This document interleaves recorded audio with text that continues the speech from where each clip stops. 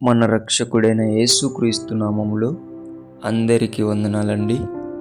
ఈరోజు దేవుని మాటలు యాకోబు రాసిన పత్రిక 1వ అధ్యాయము 5వ వచనము.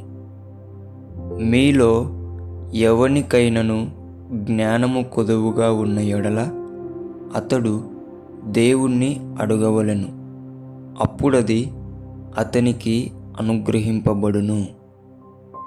ప్రేమన దేవుని బిడ్డలారా, మన అందరికీ కూడా జ్ఞానము చాలా అవసరమై ఉన్నది. ఎందుకంటే జ్ఞానము లేకోకుండా ఏ పని అవ్వదు. మనం దేవునితో నడవాలన్నా కూడా జ్ఞానం చాలా అవసరం.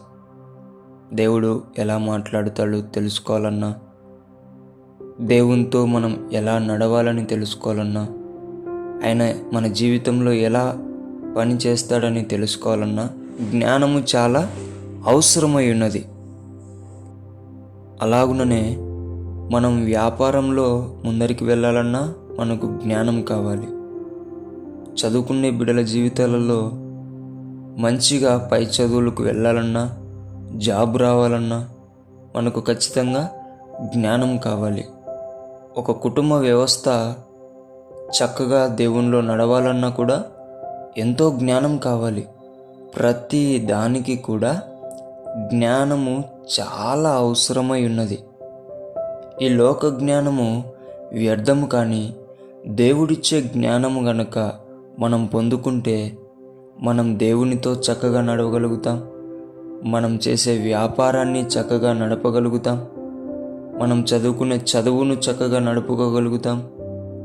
మనం జీవించే ఈ కుటుంబ జీవితాన్ని కూడా చక్కగా జీవించుకోగలుగుతాం.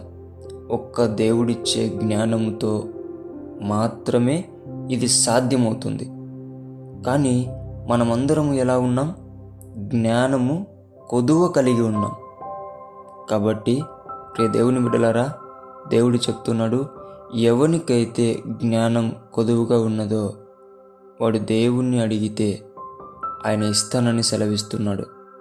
దేవుని బిడ్డలారా, మీరు దేవుణ్ణి అడిగి ఆయన జ్ఞానం పొందుకొని దేవుని బాటలో నడుస్తూ, వ్యాపారాన్ని జ్ఞానంతో నడిపిస్తూ, కుటుంబ జీవితాన్ని జ్ఞానంతో నడిపిస్తూ, నీ చదువు జీవితాన్ని జ్ఞానంతో నడిపిస్తూ ఉన్నత స్థితిలో నీవు ఉండి అనేకులకు ఉపయోగపడాలని, దేవుణ్ణి మహిమపరచాలని దేవుని పేట మనవి చేసుకుంటున్నాను.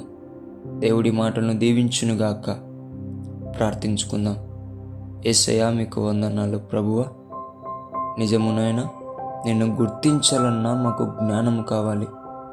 మేము ఏ పనిలో అయినా జ్ఞానం కావాలి. ఆ జ్ఞానం కొదువుగా ఉన్నది ప్రభువా.